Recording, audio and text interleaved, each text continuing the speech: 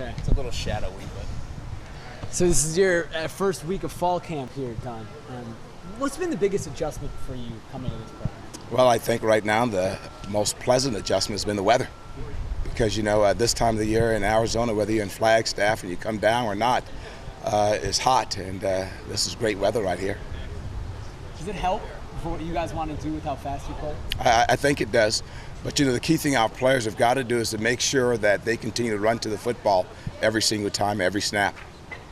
Coach, the defensive line, 18.5 sacks specifically last year. How can you guys, in 40 turnovers, the most in the country, how can you guys improve upon that, specifically on the D-line? Well, the key thing we've got to do is learn to read our keys and then learn to react to protection. And if we can do that, I think good things will happen. But again, sack occurs because 11 guys are working together, not because of one guy.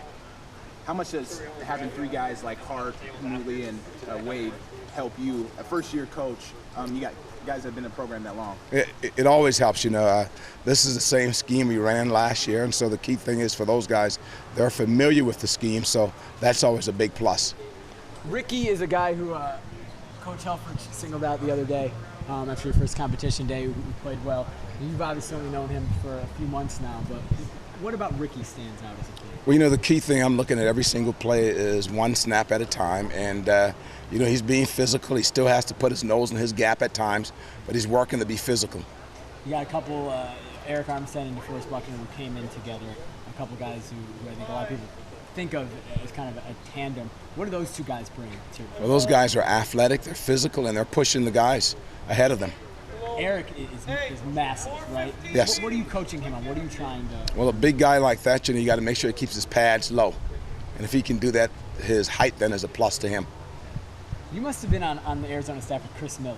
Is that right? Yes. Cardinals? Know Chris well. He's at South Eugene. Chris is a good now. guy. Did you guys talk much now that you're both in Eugene? Well, the key thing, we've been so busy. I've seen him probably 3 times.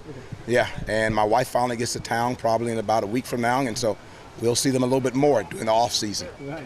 Cool that you guys both ended up. Yeah. It's kind of wild. Small world. Right.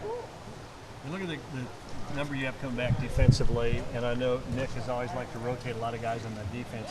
Yeah, any certain number of guys you like to have on the front line? We would like to have as many healthy guys and bodies ready for game day.